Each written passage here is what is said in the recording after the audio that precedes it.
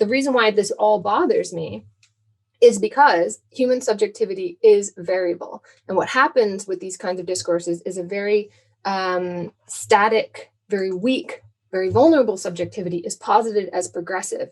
But we need a powerful subjectivity.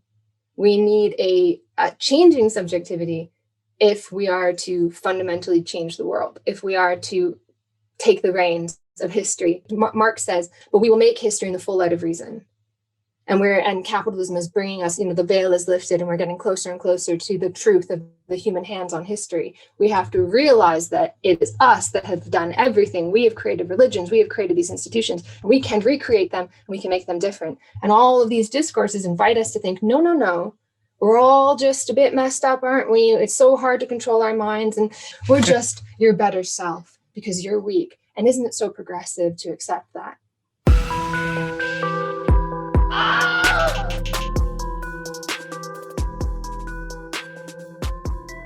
Hello, Plastic Pills listeners. We have a very special episode here today where we're talking with Professor Ashley Frawley. But today we're here to talk about her work on the Semiotics of Happiness.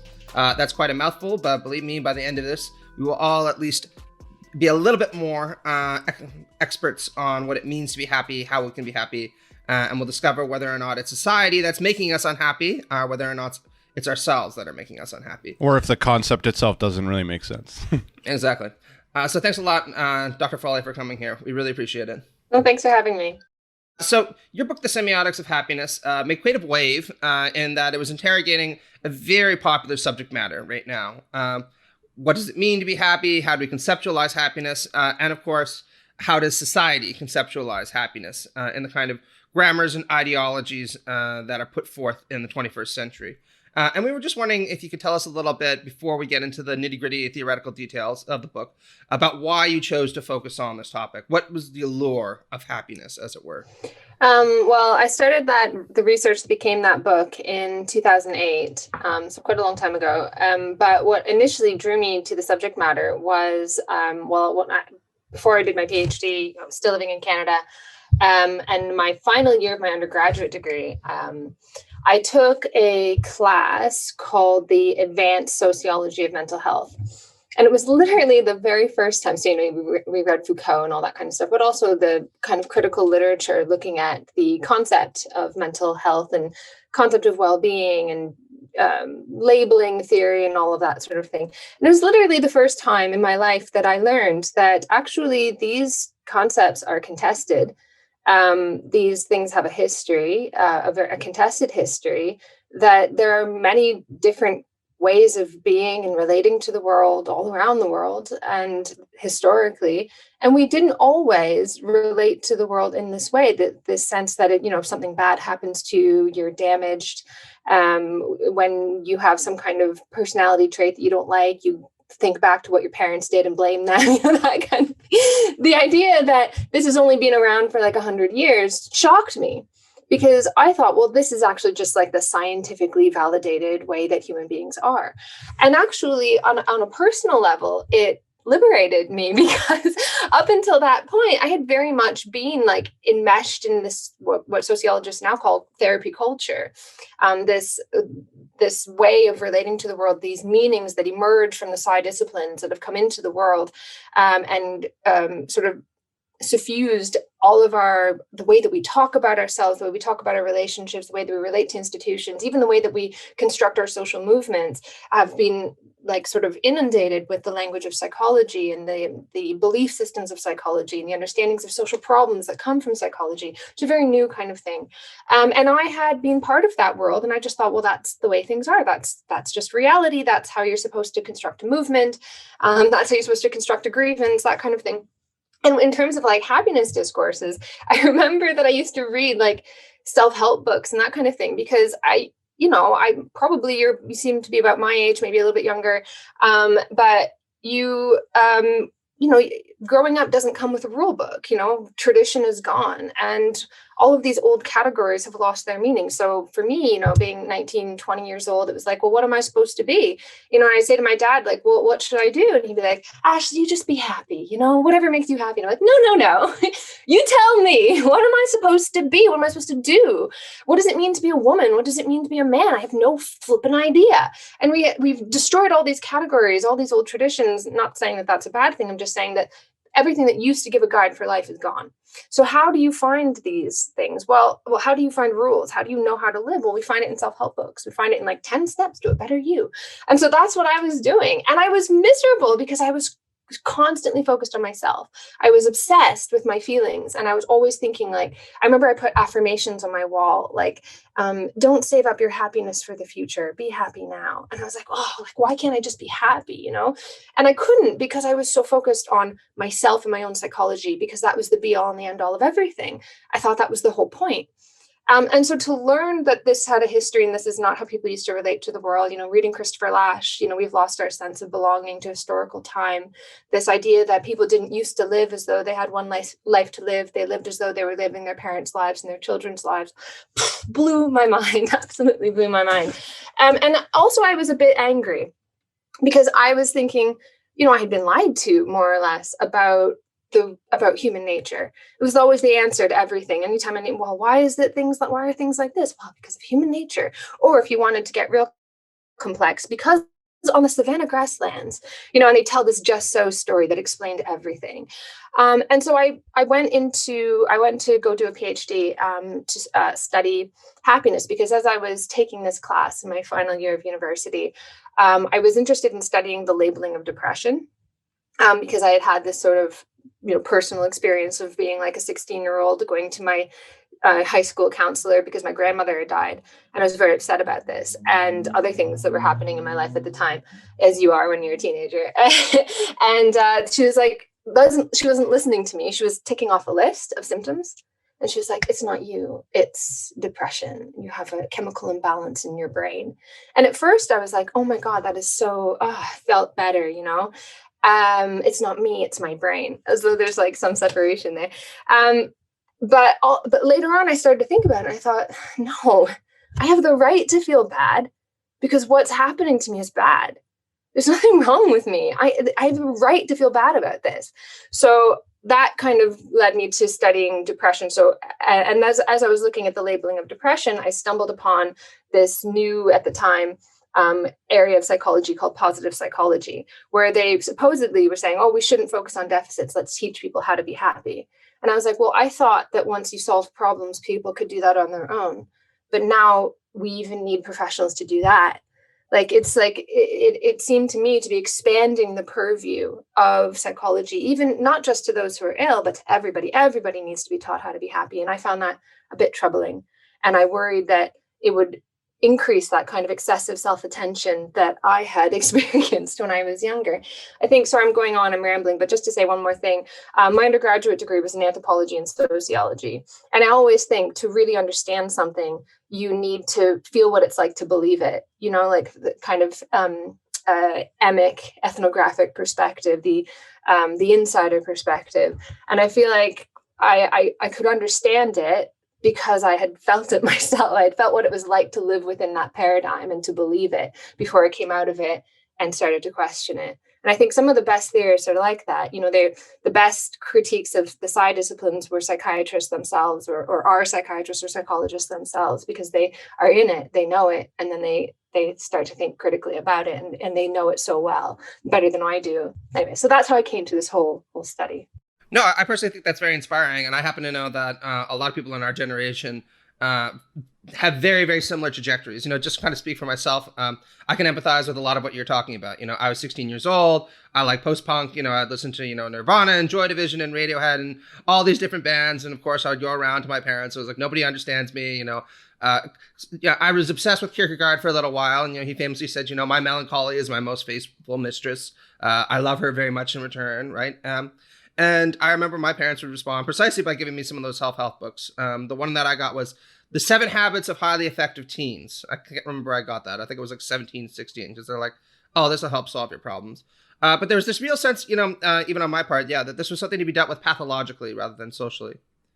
And it was only later that I came to some of the social psychological literature of the sort that you're talking about that actually suggested that there's very much a socio-political dimension to a lot of these things. I think Erich Fromm was the first person I read in that regard, although there were a lot of others. But I wanted to read a quote from your book that I think summarizes what you said very succinctly, and then maybe ask you to elaborate on some of the themes. So this is at the opening of chapter 2, where you say, happiness claims are bound up with historical and cultural discourses that condition their range of meaning. While it has been customary to trace the history of happiness to ancient Greece or to some universal or eternal human quest, I contend that the concurrent interest has far more recent origins. There are many reasons why happiness became a plausible and appealing description of the problems facing society.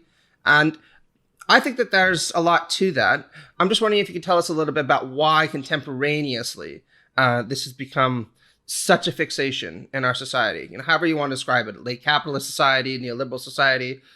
My favorite, neologism is, postmodern neoliberal society, but however you want to characterize it. Yeah, I mean, there's a temptation to do like a vulgar materialist analysis, and people do that, so you take the phenomenon ready-made. Oh, we're talking a lot about happiness, must be because we're so unhappy.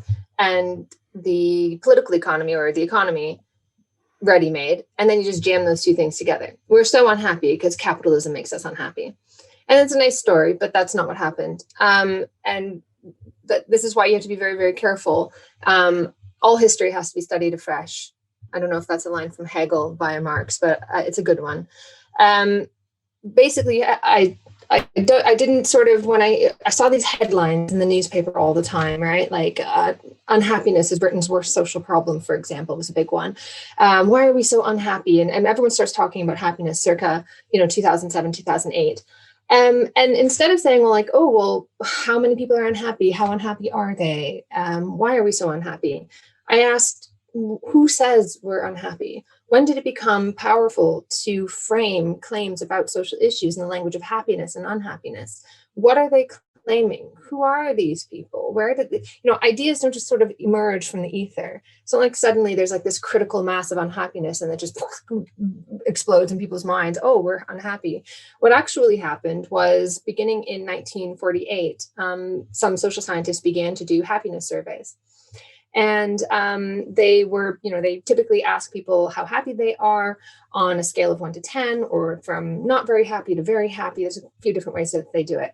But the real thing that happened, so they've been doing these surveys for a long time, but the big splash was when people began, very specific people, happiness economists, positive psychologists, and so on, began to take these happiness surveys and combine them with data, with economic data.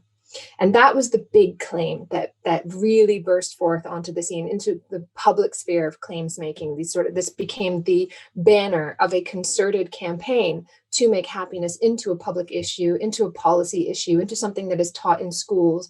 It was a concerted agenda that formed around these claims. And the claim was, in spite of enormous economic growth, in spite of huge increases in wealth, in spite of increases in incomes, whatever, they would use a bunch of different monetary indicators. We are no happier than we were when happiness surveys started.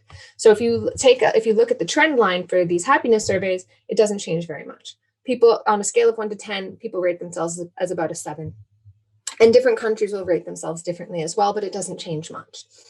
And now that on its own doesn't say a whole lot. But you plot that on a graph with GDP, and you've got a really interesting story to tell. In spite of huge increases in wealth, we are no happier. So what's all this money for? And that became this really compelling claim. It had this, a campaign is really likely to make an impact, to affect policy, to become institutionalized if it appeals to the left and right at the same time for various reasons. So it had a left-wing kind of ring to it. Yeah, man, money doesn't make you happy.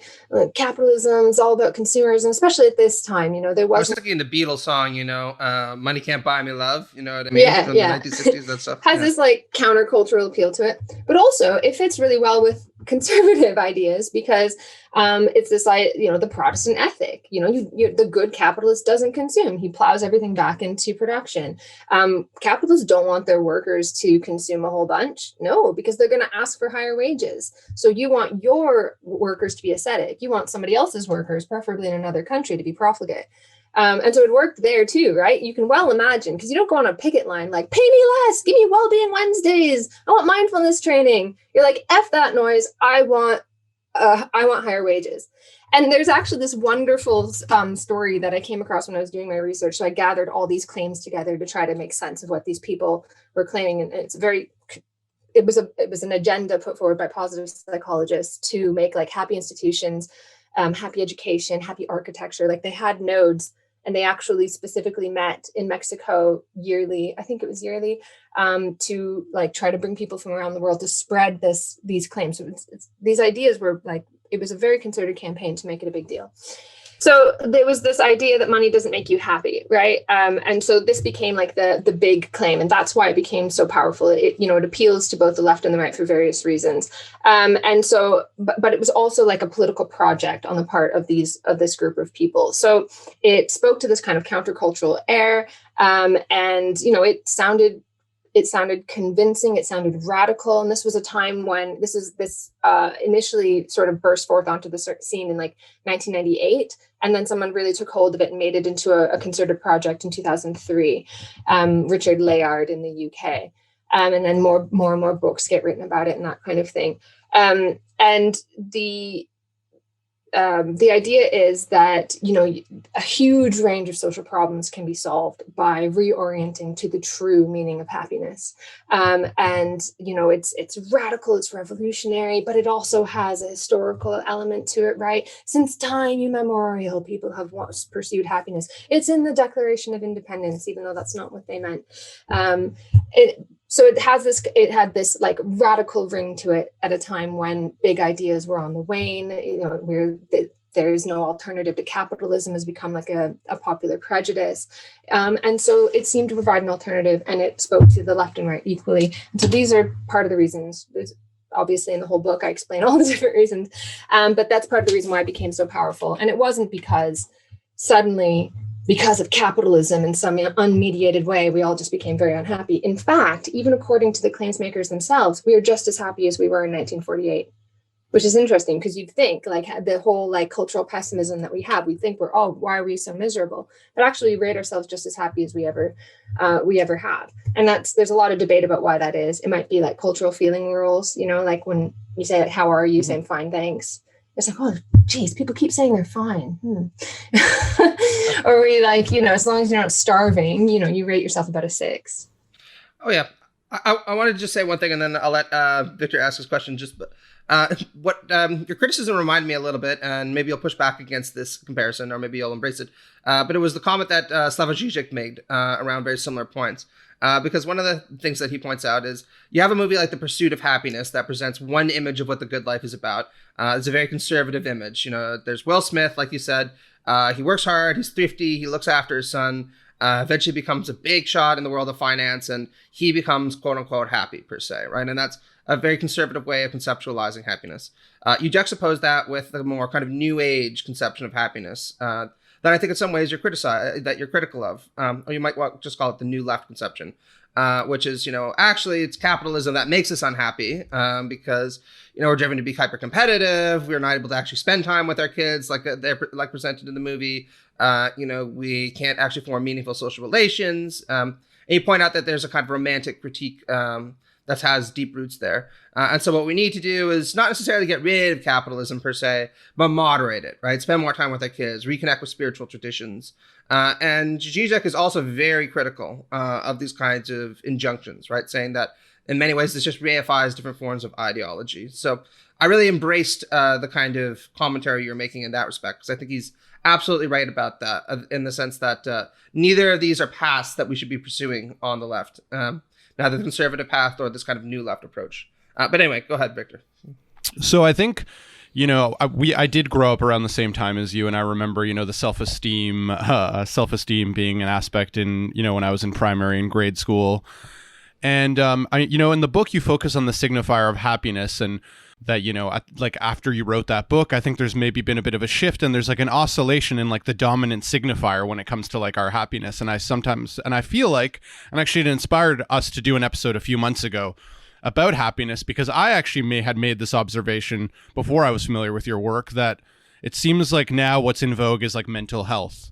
is like the new signifier. And I was curious, and I know it came up in one of your chapters, but I was wondering how do you see the relationship between happiness as a social problem and the semiotics of happiness, and then like now what we might see as the semiotics of like mental health? And I feel like there's more in pop culture, and there's more of a kind of push to talk about our mental health issues. It's to make everybody comfortable to talk about how sad they are, although it's always framed from the angle of mental health. Yeah, so you should talk about it as much as possible, so long as you recognize it's always a medical issue, and how dare you think it's anything else. But yeah, so in terms of the shift from different signifiers, I definitely grew up in the self-esteem movement myself. When I was 10 years old, I gave a speech. You're from Canada. Are speech competitions like a normal thing? Because I talk about speech competitions, everyone's like, what do you want about? Oh yeah, we did like I think 3 of them when I was in grade 6. Yeah. I used to be really good at them. and I'd always choose something I knew the adults would really like. So I'd pick like Jesus, because I went to Catholic school, right? So I'd be like, I'm very passionate about this. I knew exactly how to pull the strings. And one year I did self-esteem. Not because I thought that self-esteem is like so important. I had vague sense of what it meant. I could spout everything you wanted to know about it, but I had no feel for it. But because I knew when I talked about it, the adults all got very excited. Oh yes, this is very important. So I gave this whole speech where I like ripped off Jack Canfield and anyways, and I still remember it to this day. But yeah, it's like self-esteem was like the really big deal, right? And we're going to teach self-esteem in schools, and it's going to, they said it was going to be a social vaccine. It was going to inoculate children from future problems. And now let me tell you, it did not inoculate me from future problems or like all the troubles that young girls experience, body image and all that sort of thing, because they're much bigger issues going on than like looking at yourself in the mirror and saying, you're worth it. But it's interesting because the story that self-esteem told is very similar to the story that's told by happiness. And in fact, I've got the book right here. There's this fantastic book. I think it's out of print now, The Myth of Self-Esteem by John P. Hewitt. And the subtitle is Finding Happiness and Solving Problems in America. And this book was published in 1998. And what's interesting is that there was this slippage even then between self-esteem and happiness. And I started to notice that these signifiers, they tend to do that. So self-esteem gradually slipped into the language of happiness. Happiness gradually slipped into the language of well-being. Well-being slipped into mental health. And I started to identify, as I kind of kept taking these samples from public discourses and social media and that kind of thing, I noticed that they go through these cycles, and they're not quite cycles, but of discovery, adoption, expansion, and exhaustion. So this new signifier is discovered, and it's put forward with a huge amount of fanfare. It's going to be a social vaccine. It's going to solve all these problems, and it's always the same story that's told.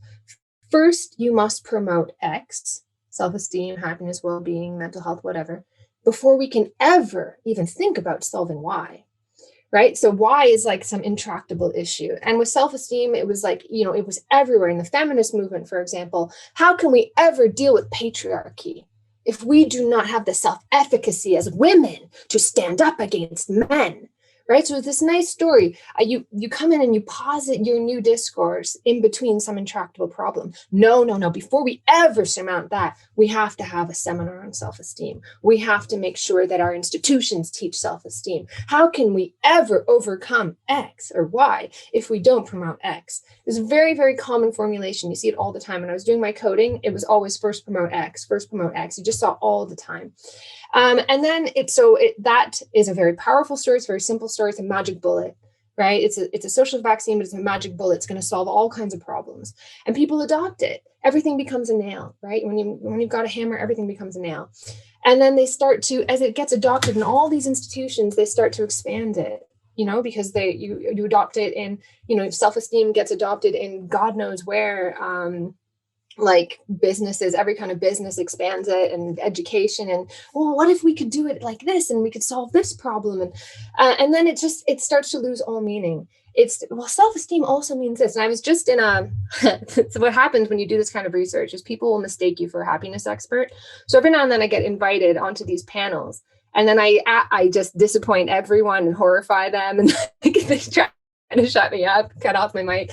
I was just sitting on this panel, these like innovators. Oh, I shouldn't say this. They're very nice people. I'm sure they're lovely. But they were like, if only we could promote happiness. But what does happiness mean? Happiness means psychological safety. Right. And I was like, ooh, this is a new one. I haven't heard this one before, because her shtick was psychological safety. Right. And she's trying to link it to the concern with happiness. If you care about happiness, you're going to care about my thing, too. Right. So they start to expand it. And then happiness comes to be expanded and expanded. So it means everything. And if it means everything, it means nothing. And then people get exhausted by it. Oh, happiness, enough already. Shut up. In fact, there was actually a headline in Newsweek, happiness, enough already. Like it's not novel anymore. And obviously it can never make good on its promises, but that criticism is made right from the very beginning. But why it exhausts is because it gets expanded everywhere. Its novelty is lost, and then we're hungry for the new thing. But each round creates a space in institutions, right? So you've got these self-esteem experts. You've got all these people who've writing these books, who are involved in the training programs, who are in these new services that are created, and they're hungry for the next thing. And so then the next thing comes, and they're ready to adopt it. And each cycle, it just gets bigger and bigger and bigger. So self-esteem made very similar claims to the happiness movement. It's going to be a social vaccine. Probably one of the best examples of this is Martin Seligman. He wrote a book called The Optimistic Child, where he was talking about, self-esteem is a social vaccine. It's going to, stop children from having, if you give them self-esteem when they're young, they're going to not have problems when they're older. Then he writes a book in the early 2000s about happiness. It's all self-esteem means everything. It solves everything, so it ultimately solves nothing. What we should really be talking about is happiness, which is going to inoculate children from future problems. It's the same kind of story. And then as happiness starts to expand, it has some limits. I talk about this in the book in the later chapters. It has some limits to how far you can expand it. And people start going, what? I'm sorry, it's psychological safety. I thought it was me in a field full of daisies. I thought it was a smile from my child. And so it expands so far that it bursts. And so people will use different vocabularies. And you see over time, people start to say happiness and well-being, happiness and well-being, happiness and well-being. And then it becomes well-being and mental health, because well-being was a more expansive category. It allowed people to bring in all sorts of different things, because you couldn't really say like a healthy diet makes you happy. Nah, like pizza on a Friday night with my husband and beer make me happy, and like just the kind of connection that people have to their everyday speaking. But you could talk about well-being, right? And then you can tell people what to eat. And so it was more open to all of these different things. And then mental health, which is what I'm looking at in the last chapter of my new book now, which has been on the back of my neck for like years and years. I'm not finished it. I'm supposed to finish it now, but I'm still working on this last chapter, because mental health is so difficult to understand and piece together. I think that it came from this expansion, but it's not the same story. And that's what I find interesting, because self-esteem was like a magic bullet. Happiness was a magic bullet. When you start to get into well-being and mindfulness, there was always this sense of cultural pessimism, like, oh, we can't solve these problems. Like at the end of the day, let's just try to make ourselves happy. But within the mental health discourse, it's very, very pessimistic. It's not even about solving problems. It's about living within the problems. And, part of the research that I was doing was I was looking at student newspapers. I was looking at student newspapers from the 1920s and 1930s. And it amazed me how the young people there, they really thought that they were going to radically change the world in a fundamental way. And they knew how they were going to do it. And they had like debates between communists and Christian conservatives. And they were like, no, communism is the way to go, or Christian conservatism is the way to go. And they really thought we were on the precipice here. And of course, it's the 1930s, right? There was like the last stand for these big ideas. And then in the late 1940s, you have this, it's so amazing. Right after the Second World War, there's a very palpable sense of exhaustion. All of that debate is gone. Daniel Bell said in like 1950, this is the end of ideology. We've reached the end of ideology. This is it. And you think like, wow, in 1950, geez, that's premature. But that was the feeling at the time. And so these young people were like, all of a sudden you see 1950, they start talking about like the doors of perception and let's like go do psychedelic drugs, that kind of thing. And it really becomes sort of internalized. And you can see that now toward the present. It's this kind of this sense that our sphere of influence is very small. And you can see that it has gradually receded and got smaller and smaller and smaller, to the point where even what's in your own damn head, you no longer have control over. And that is supposed to be like a progressive idea. Like 1930s, it was like, we're going to control the economy. We're going to like radically control the whole, we're going to take the reins of the future and the world and everything. And now it's like, oh, aren't we all a bit ill? Aren't we all like, we just have to sit back and observe our thoughts because they're so out of control. And let's just live within the maelstrom, learn how to have a sense of harmony within the maelstrom. That's like actually a quote from Jon Kabat-Zinn, this mindfulness guru. So it's from like magic bullets to living within the maelstrom. So it's not just a cycle. It's not just a repetition. I think in each time, you kind of think about it like a sublation in Hegelian terms, like this idea of like each one kind of negates what came before it, but also brings it to a higher level. It's like mental health kind of subsumes and criticizes everything that came before it, but then takes the problem of the self, the problematization of the self in relation to society, to like the ultimate conclusion where it's really amazing just how disorganized people are portrayed as being. Like in mindfulness discourse, it's like you have these CEOs like, it's so wonderful that we're all learning about mind control.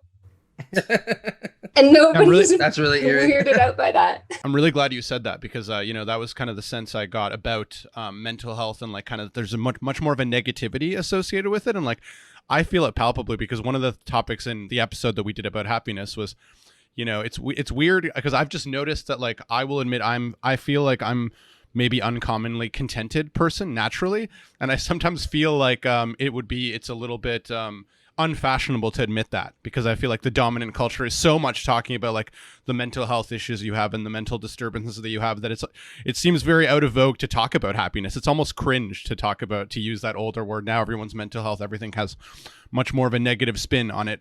But I did want to ask like how you link sort of these views you have in analyzing the semiotics of happiness and the shifts in the way there's these narratives have an effect on our lives, and how does that connect to your broadly, I think, Marxist perspective?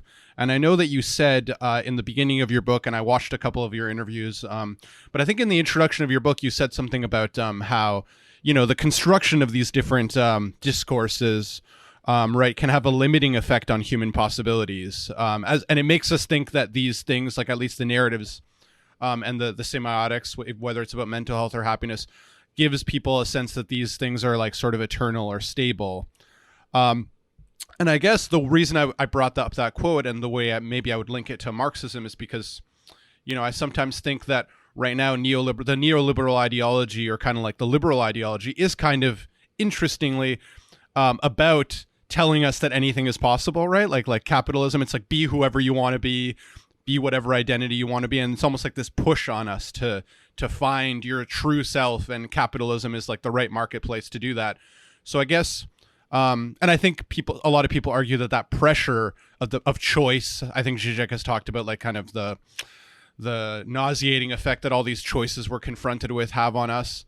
And I wonder if there's a tension or a link between like the sorts of possibilities that you don't want to be limited from a Marxist perspective versus this sort of story that capitalism and neoliberalism tells us about, like, that anything is possible, that we can find whatever true self we choose to have, right, from a liberal perspective. So they're probably different, but I don't know if you get the drift of the sort of broad connection I'm trying to make.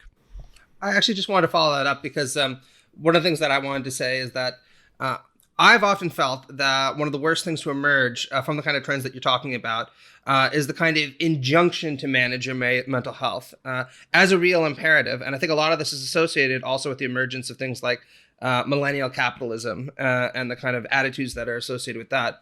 Because the way that I've understood it is that, or experienced it, is that people are far more willing to let you talk about your mental health than they might have been in previous generations. And I do see that as a positive development. But it almost always comes with an imperative, which is that you are supposed to manage yourself in order to replicate the kind of pathology ideologies that we think are appropriate at this given time. And not only are you supposed to do that, but it's also economically necessary for you to do so, which is why your employer can now start taking interest in your mental health and do things kind of like what you're talking about with the boss, right? Who's like, I'm going to be here, I'm working, you're not just going to go work a 9 to 5 any longer because it's important for me to help manage your psychology in a certain sense, because we want our workers to be upbeat and productive, right? And in some ways, my response to that is almost a kind of Gen X attitude of becoming very cynical towards a lot of this happiness discourse, and to suggest that it's just a way of evading taking responsibility for the construction of a different kind of social destiny that might actually resolve some of the material problems that we're facing right now. But anyway, I was just wondering if you could speak to that. Yeah, absolutely. So, I mean, obviously with the rise of like emotionality at work, I mean, I feel that this is like an ultimate form of control, because if you think about how, like, obviously, if you want to take a Foucauldian perspective, a lot of power, if you want to look at like a microcosm of power in society, you can look at a prison. And how is power exercised in a prison? Do they beat people into submission? Yeah, I mean, at the end of the day, they might do that. But the more progressive power is by you control people by having them control themselves. Right. You emote and you go to these therapy sessions and that sort of thing. And it's at least, but here's the thing, it's actually not that progressive, because in the past, at least, when you get beat by somebody, your brain is still yours. Your mind is still yours. If somebody beats you into submission, you can still have, your mind that says this is wrong, this is unjust, whatever. You can have that part of you that nobody can like hit with a baton. But when you are invited to like emote and to display all your deepest feelings about something, and then you're invited to adopt this script or this narrative that brings them back in line with the institution, the control is total.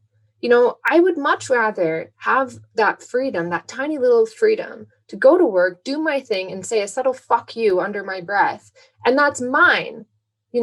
But now I have to go in and not like I shouldn't kind of name somebody, but someone I know sent me this horrifying picture of like these stickers that were handed out at her work with all these emotions on them. And you were supposed to change your sticker throughout the day to advertise how you're feeling. And it was God. like angry. That's sad, like the worst nightmare frustrated. I could possibly have.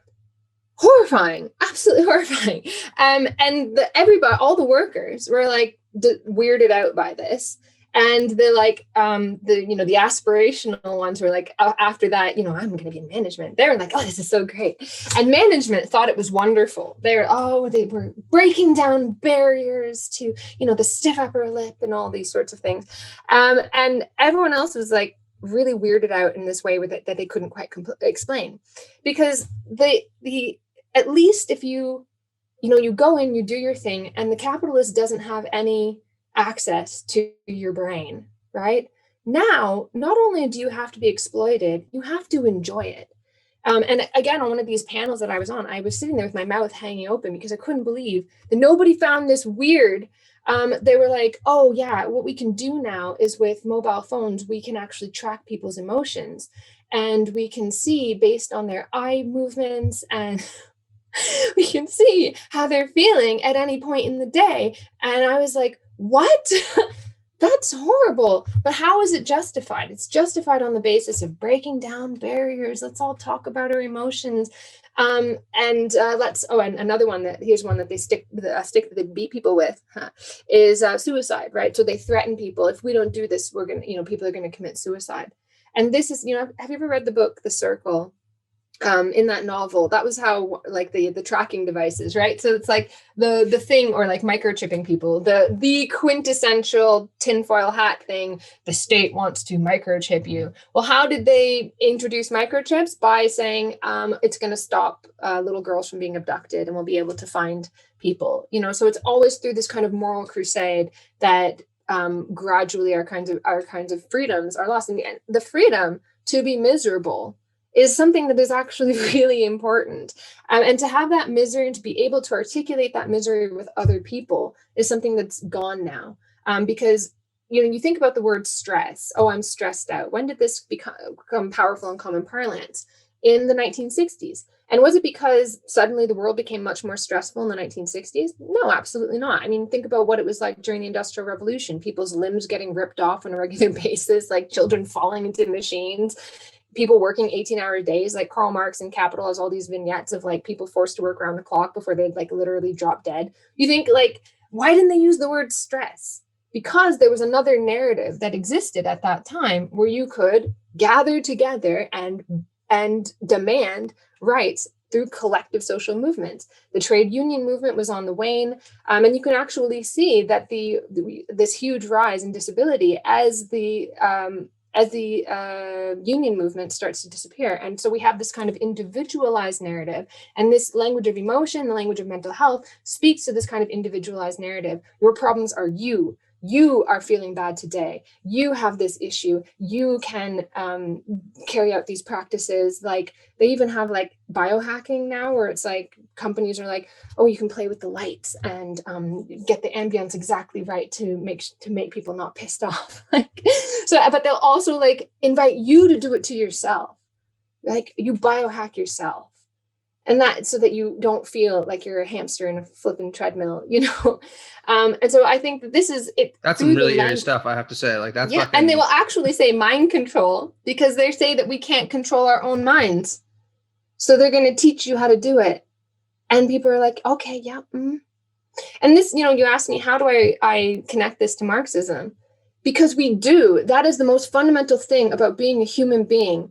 By working on the world, you work on yourself. What is human nature? We create our own nature. That is the most quintessential aspect of Marxism because it allows us to recreate a new world and recreate whole new ways of being. It's not, our mind is not, like the world around us is not just a projection of human nature.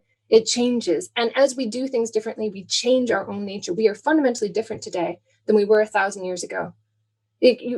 People wouldn't have an existential crisis in the year 800. Oh, I'm 16 years old. Who am I? What am I going to be in the world? No, you knew that because you saw what your mother did. You saw what your father did, and you were just going to live that life. But because we now have all these different choices, we do have an existential crisis.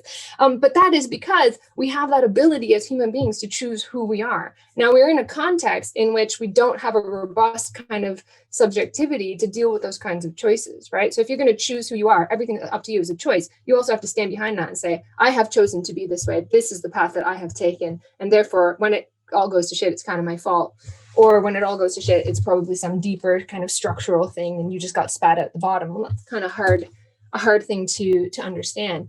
But I think the reason why this all bothers me is because human subjectivity is variable. And what happens with these kinds of discourses is a very static, very weak, very vulnerable subjectivity is posited as progressive.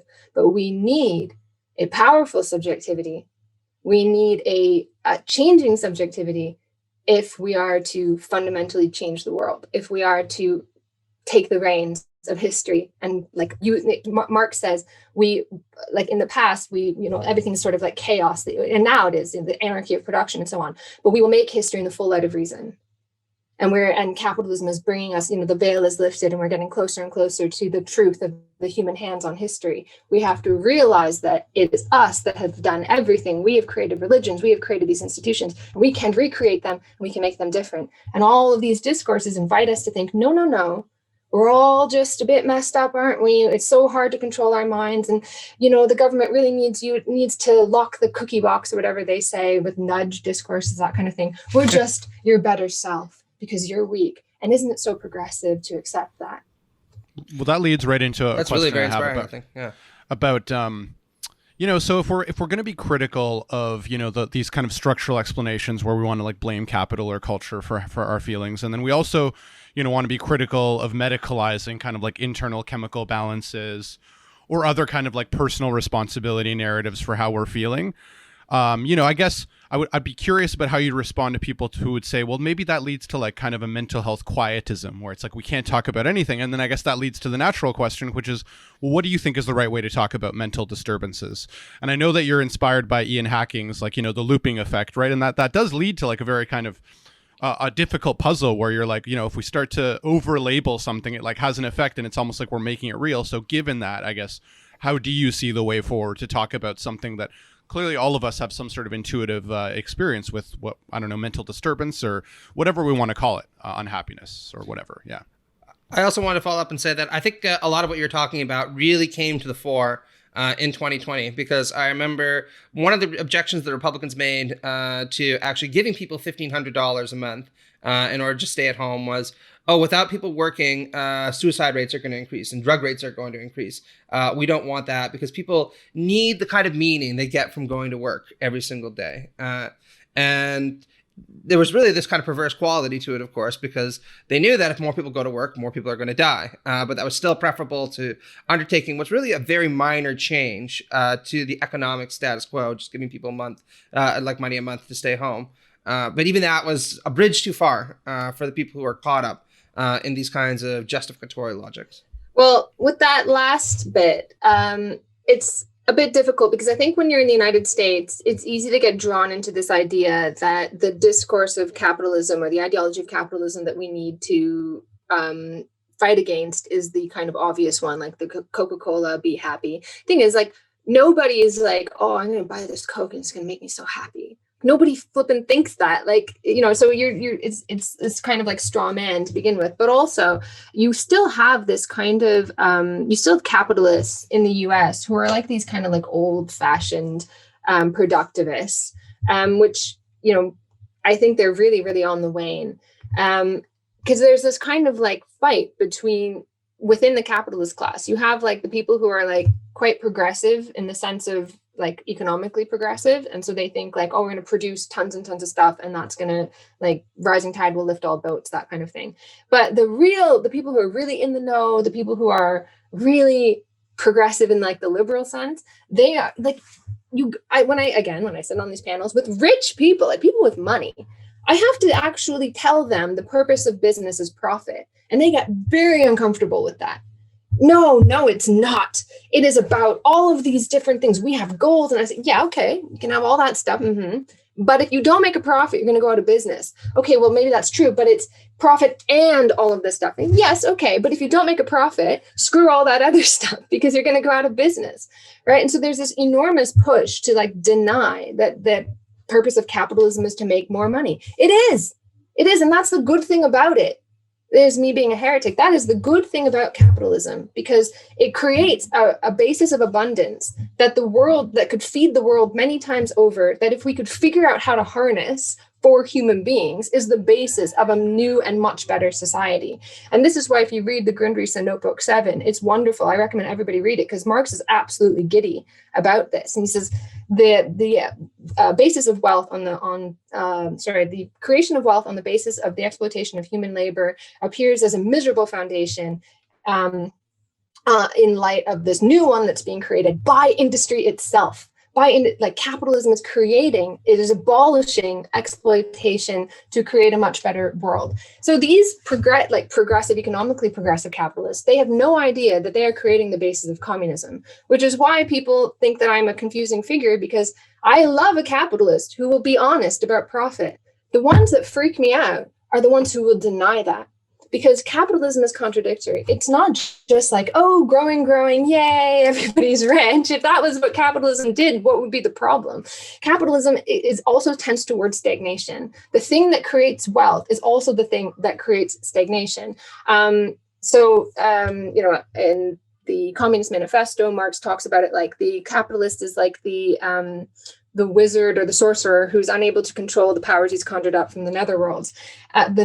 And this thing that was once a progressive force for humanity begins to hold us back. That it's the thing that creates wealth starts to hold back the creation of wealth. And so there are people who see this, however stupidly, they understand that this is what's happening. So economic growth is relatively slowing down. It's very hard to find profitable avenues for investment. And if you are not honest, if you're like a horrible person and you want to not a horrible person, but like horrible ideologically, you want to hold on to this system just for the sake of holding on to this system, which is unforgivable, then you will say, well, who needs economic growth anyway? Too much consumption makes us discontent. Who needs profits. Maybe we can shift to something else within all of this. They'll try to create this imaginary world where this isn't destructive. They'll try to harmonize things, or what Marx calls, they try to reconcile irreconcilables. So like the falling rate of profit was something that was widely recognized by early political economists. It wasn't, does the rate of profit fall? It was, why does it fall? And Mills tried to harmonize this. He said, well, maybe it's just a steady state to which capitalism is naturally advancing. And Marx says this is ridiculous. This steady state to which we are advancing is the twilight of the gods, the end of the world, basically, for capitalism. Because why would you invest if there's no return on investment? And that's crisis for the rest of us. When the economy fails to grow at a sufficient rate, you are the first to go. You are the first to lose your job. That, you are embedded in that. And so I think it's important to recognize, you have this idea of like, oh, the capitalists, they want to make money, da, da, da. It's a lot more complicated than that. There are plenty of capitalists who are happy to get bailouts, to have us live in misery, to immiserate us as much as possible, and to claim that they're being progressive by doing it. Oh, too much consumption makes you unhappy anyway. Okay, well, I did want to try to, because I think maybe you got a little bit caught up in Matt's part of the question there, because I still was hoping to get an answer on the question of, whether or not being critical of the discourses of mental health leads to kind of like mental health quietism. And like, I guess, how would you, like, what is the correct way, or what do you think is the right way to talk about mental health or mental disturbances without, falling victim to the effects that you're being critical of, that we can connect to like Hacking's looping effect? Much that is open to question. And then there's a big question of how much of it is our medicalization of distress. So it's not that we should stop talking about distress, but I think we should think twice about whether or not these things are medical issues. Have we basically medicalized a huge range of human reactions to conditions? And on top of that, it's not like, this is what scares me about the idea of like emotion being a new kind of truth. It is so variable. Like, you can convince people to feel all sorts of different ways. It's so malleable, right? Like with money or something like that, you can like measure it, right? But with emotion, it's not like I can make you feel better about a shitty wage. Like, that's scary, right? So I think we have to be careful about, one, medicalizing emotion, and two, we have to recognize that emotion is malleable. It's not like, oh, this thing happens, we feel this way, cause and effect, like we're lab rats or something like that. In between event and subjectivity is a whole world of interpretation, of culture, of history, and so on, that determines or influences how you react to a particular situation, and also like interpersonal things. And so it's not like, oh, bad thing happens, everybody's going to feel this exact way. It's not like that. So it's not like, oh, like capitalism is here and it makes us feel bad and I don't want you to talk about that. It's like, well, we have to interrogate why we are being invited to conceive of the problems of capitalism largely as psychological issues. And actually, it's a terrible critique anyway, because most people are fine. Like, that's amazing to me, this horrible exploitative system, and yet most people are fine. And in fact, Oscar Wilde says this in his famous essay, Soul of Man Under Socialism. The worst part about slavery wasn't that it made people discontent. The worst part is that they didn't know they were discontent and had to be told of it by outsiders. Like a horrible institution like slavery, and many, when they were freed, bitterly regretted the situation, partially because they were so free, indeed, they were free to starve. But that's the idea, is that discontent is not like this sort of as widespread as our kind of like pessimistic culture likes to think of it. And emotions are pretty malleable. I invite a much deeper, I want us to have a much deeper critique of capitalism that comes from, which has been lost and which has largely been supplanted by these kind of emotional critiques, which is based on economics, that is based on a critique of the internal workings of capitalism, which is why I like Marx so much, because he doesn't start with human psychology. He doesn't start with greed. He doesn't start with humans making mistakes. He starts with the very same things as the classical political economists did, the free-willing rational subject. And he points out how, even if you are acting rationally, these things will happen. The crises will happen. It is the outcome of something within the system itself. And that is why I'm such a fan of Marxism, because it is a truly humanist discourse. You have all these like right-wingers who claim to hold the mantle for humanity, like, oh no, humans have the ability to have free will. They don't really believe that. Because how do they explain things when they go wrong? those people are idiots, So immediately they lose faith in human beings. They don't really believe in human subjectivity because the only explanation when things go wrong is human subjectivity. Equilibrium economics needs some external thing to understand crisis. Marxist economics doesn't. It comes from the proper functioning of the system itself. And the other thing that I wanted to say, so what do we do? I think I remember having a conversation with Edgar Cabanas, who's really, really good. I'm a big fan of him. And he's a psychologist. And I was very surprised with this. He sort of shrugged his shoulders and he said, I just don't think about my feelings very much. And it was kind of the same feeling that I have, the same kind of idea that I've wound up with is I just don't really think about my feelings so much. And it's not that I like suppress things, because we have this ideology now of suppression. Oh, it must be deep down. It's going to explode, right? The sort of repressive idea. But it's that because I'm focused on a project beyond myself, because I am passionate about trying to understand the world, and in that understanding, try to figure out a way to change it, to give human beings greater freedom, to remove the obstacles to freedom. And because I believe that human beings, once we do that, they will be able to pursue their own happiness, whatever that might be, in the sense of you have the freedom to do whatever you want to do.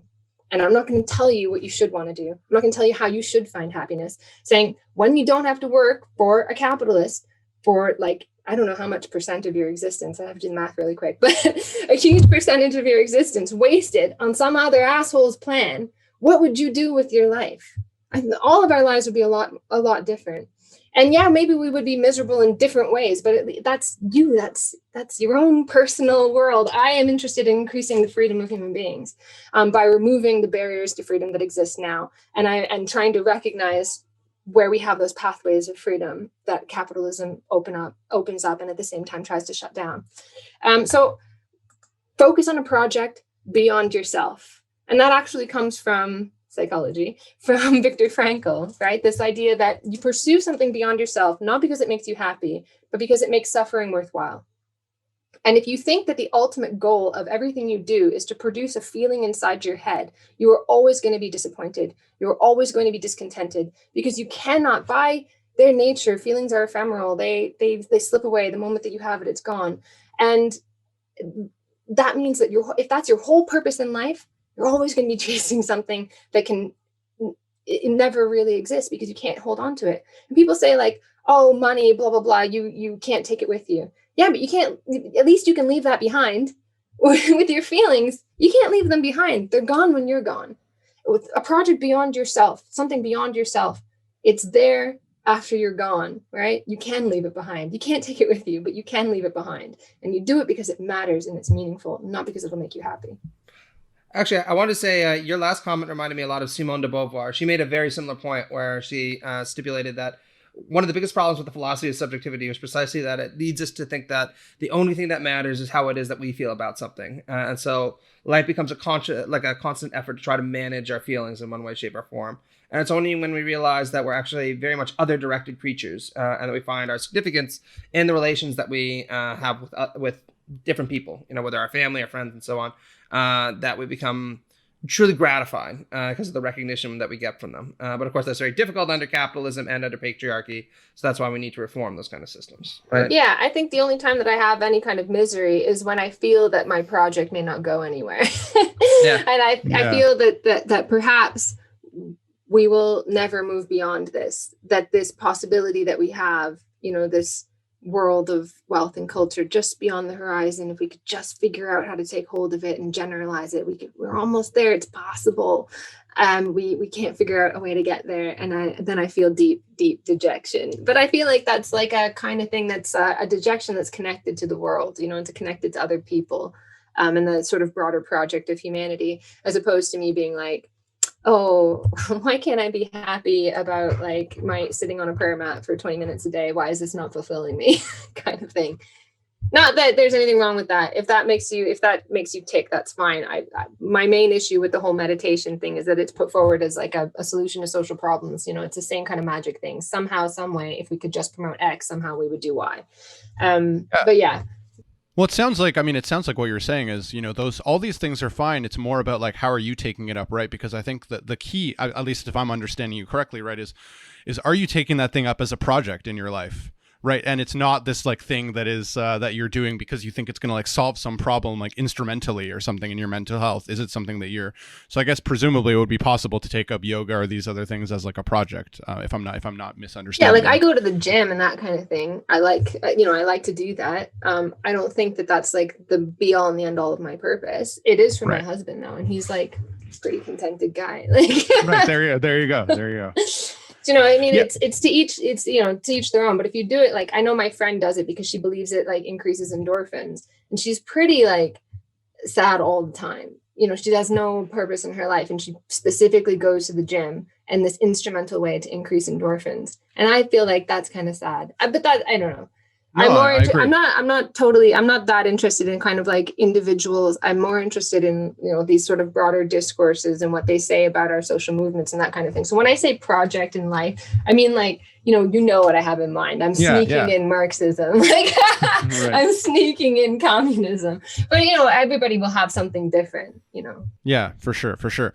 So yeah, I did want to ask you about your RT article. So like for some of our listeners, right, a lot of them are American, so they may not know that in Kamloops, British Columbia, right, there was a discovery under a residential school where Indigenous children were taught. There was, I think, over 200 plus bodies of children found, I think with some sort of like radio technology. I'm not actually sure if they've done the digging yet, but I think that they did identify like a bunch of what seemed like children's bodies. And you wrote an article about it, and you said something in it that I thought was a pretty spicy take. You said something like, so I'll quote you. You said, as a Canadian Indigenous person myself who grew up hearing stories of the horrors of residential school, I too was outraged when I first heard about a misguided school assignment. But I've since come to realize that the constant invitation to expound atrocity tales, the constant expansion of victimhood, the tendency to see every single Indigenous person as traumatized has a darker edge. So I wonder if you could talk about that darker edge, and also maybe what do you think is the right way, or the with your view at least, to talk about trauma and the effect that it has on us? Stop fucking talking about trauma. Sorry. Okay. Could you tell us a bit about the response also to that article? Because like Victor was saying, I imagine there's got to be some people who were, shall we say, a little peeved by what really is a very innovative account of, how it is that people should respond to these kind of social historical traumas. Look, okay, when I hear these stories, and I know them because they're in my own family as well, it upsets me a lot. And I had to explain to my daughter, I'm going to cry. I had to explain to my daughter what happened, and she said, I tried to explain to her, and I said, that what they did, and then these bad things happen in the world, that kind of thing. Maybe I shouldn't have, but I was quite upset about it when I saw it on when the story broke. Yeah, it is really upsetting. It's a horrible thing that happened, but the idea that every single Indigenous person is traumatized by this and has mental health problems, like they literally say this, and they is used against us. First of all, it is incorrect. Not everybody went to residential schools. Not everybody's ancestors had that kind of tough time. Some people actually had a pretty decent time. I know that's horrible, but I mean, like when I say a decent time, I don't mean residential schools. Although actually there are like apparently something like 10% of people that have positive stories about it. Now that's all, like, it's absolutely horrible to say that because these were horrible institutions. But my point is, the whole idea of like through some kind of thing, colonization that happened at some point in the past, every single generation is damaged, is just not true. And we don't say that about any other group in society. We say that about Indigenous people. And here's the thing, this is why it bothers me.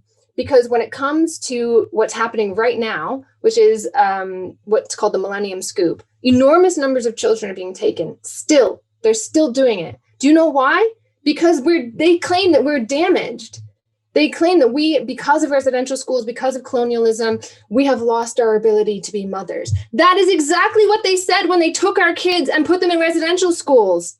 They said because we couldn't be mothers. The Indigenous woman could not raise the liberal citizen. They're still saying that The only thing is, it sounds great because they're blaming themselves, or they're not even blaming themselves, they're blaming past governments.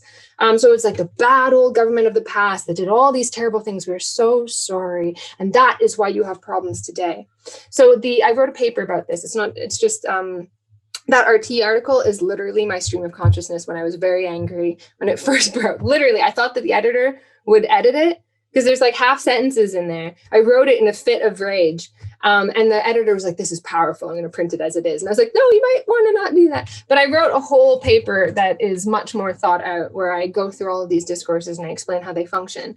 But basically what they do is the explicit source of problems in indigenous communities now is past colonial governments. But the implicit source of these problems is the damage to parents. So because of the past actions of governments, we've damaged parents, and now they truly, in the past it wasn't true, but now it is, now they truly are not able to take care of their children. But this is actually a very old understanding of social problems, and it's actually one of the understanding of social problems that influenced the idea of residential schools in the first place, called social pathology, which basically says that people, individuals, are pathological, and they if we could like kind of go in and fix them and give them the right kind of education, we would solve their social problems. So the source of social problems is the pathological individual. So the organism is healthy, that society is healthy, and the individual is like a pathology within like a sickness within the otherwise healthy body. And so social pathology perspectives had this idea, okay, well, if we could just take the Indian out of the home, right, and stop them from being like a little parasite, make them nice, good white people, then there'll be good cells to put back into the healthy body. That was the idea. And now that social pathology has slipped into pathological civilization, which says society itself is sick and it infects individuals. And this infection perpetuates the sickness. So still we have to go into individuals and fix them, give them the medicine of whatever intervention you want to give them. And this is actually a very widespread understanding, the sort of pathological civilization. I talk about it in the first chapter of my book. This is a very widespread understanding of social problems because it has, again, that leftist kind of ring, the sick society, right? But it still is the same thing as the old right-wing social pathology. At the end of the day, you still think individuals are sick. And if we could give them the right medicine, we would fix them. So you have all of these parenting interventions to try to go in and teach Indigenous mothers to be better parents, which is basically just to give them the ideology of intensive parenting, which is the ideology that governs parenting in white society, and especially working class white society. And we go in and we try to make them intensive. So, but it gets localized, right? It's this idea of like, oh, intensive parenting is actually what you used to do before colonization messed you up and stopped you being able to raise your kids. And so they wrap up what is a modern discourse of parenting and pathology, which says that all social problems are ultimately down to what parents do. They wrap that up in Indigenous language, like, oh, it's your ancestors and the elders that used to teach you how to raise your children. And here's the 4 directions. And this direction is preconception. So make sure you eat right when you're pregnant. It's bullshit. And they basically just wrap up all of these very individualized interventions that they use on the working class. They blame the working class for like cycles of social problems. They do the exact same thing in Indigenous communities, but they wrap it up in Indigenous language and the language of colonialism. So basically what they do is they pathologize parents in the exact same way that they used to. And they say, well, we're very sorry about this. In the past, it wasn't true, but now it is. And that's why we have to take your children. There are enormous numbers of children in care. They're still taking them. The problems that we have on reserves are material. They're down to lack of infrastructure. They're the same kinds of problems you have when you're poor anywhere. Okay, it's not a psychological problem. We're not freaking traumatized. You can't get a job, then you're gonna be poor. Like you're not gonna you spend your life like, what do? You wind up like just drinking. That's what winds up happening. And these are the same kinds of problems that you have everywhere. It's not because we're traumatized. Stop with the trauma stuff. This is a discourse that's been introduced relatively recently. It is very, very damaging. There's another very good book about this called Therapeutic Nations by Diane Millian, who's an American Indigenous academic. And she goes into this in the Australian context as well, where they use these discourses to rescind self-determination. How can you self-determine if you're so messed up, if you're so psychologically damaged, if we all have PTSD, we can't even raise our children? It really is kind of noxious the way this kind of social pathologization that you're talking about becomes individuated, and rather than actually dealing with the kind of material conditions that have led many of these communities into poverty for such a long time, there's just this endless effort to try to relocate it in the individual, even if it's somewhat better now, because they'll say at least, while the previous governments are partly responsible for that, right? It's really quite noxious, and I think it's a really innovative way to talk about it.